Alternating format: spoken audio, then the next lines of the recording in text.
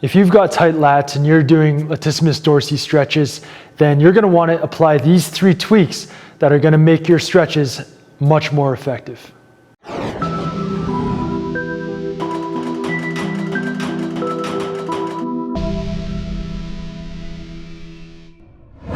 Yo, what's up? It's Coach E from Precision Movement, and today we're going to go through 3 tweaks you can apply to your latissimus dorsi stretching to make it much more effective. Okay, so the latissimus dorsi, it's a muscle that we often know and associate with pull-ups, chin-ups, and rows. So it's a huge contributor to those movements, and it goes from, it inserts into the humerus, and then it goes right down and fans out and inserts.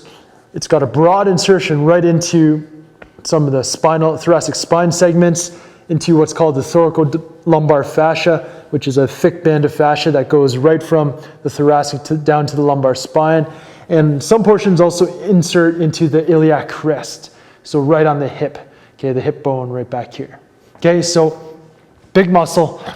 How do we stretch it? What's the best way to stretch it? So the most common stretch is to grab on something. In this case, I'm going to use this band here, but you could just as easily grab onto a pole and just kind of stretch and hang out there, okay?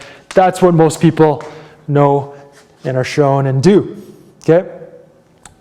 There's a couple of tweaks to this, a few tweaks that we're going to make or apply to this stretch to make it much, much more effective, okay? So the first one, let's get into the setup and let's talk about what you want to do just from a basic perspective, from the basic stretch perspective, okay? So you grab on, elbows locked out, and you just have your arm overhead and you lean back and you'll feel that pull right under the arm here, okay?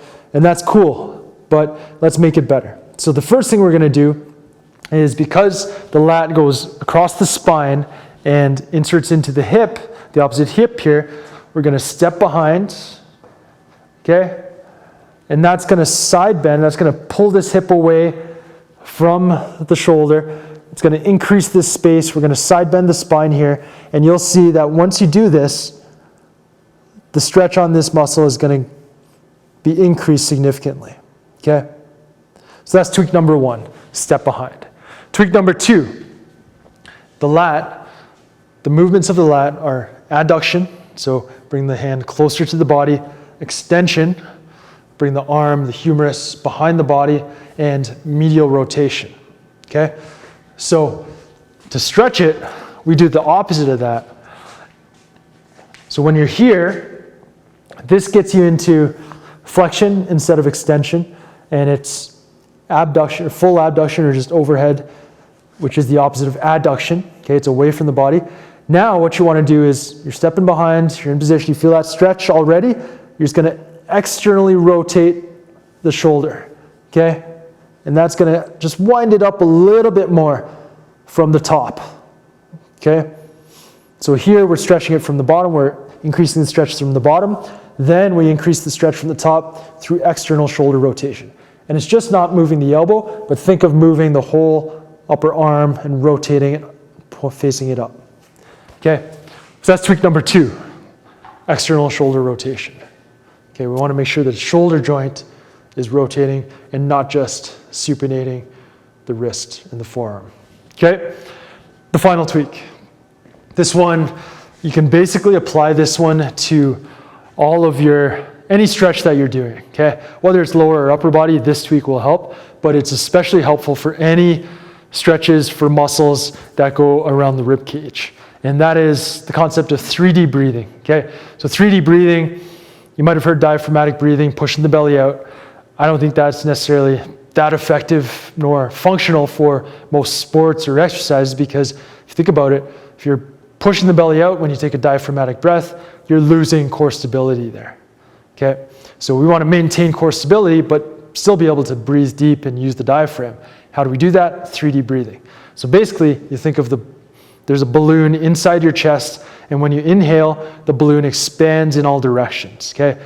Out, sideways, in front, out the back. So the whole rib cage just expands fully, and that is how you're going to get the diaphragm to work, but still be able to maintain core stability if necessary, okay?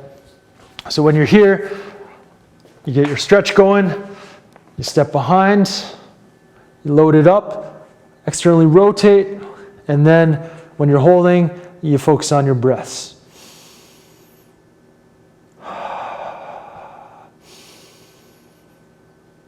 Expanding the rib cage in all directions, and because the lats come over top of the rib cage and even insert in some of the ribs, it's attached to some of the ribs, the bottom ribs, the inferior ribs, when you expand the rib cage, that's going to further stretch out those lats. Okay, so there you have it.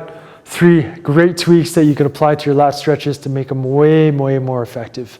And these are just simple things that you can do to improve what you're already doing. Okay, but if you want to do different things to get even better results, I suggest you head on over to precisionmovement.coach and see what we've got for you there.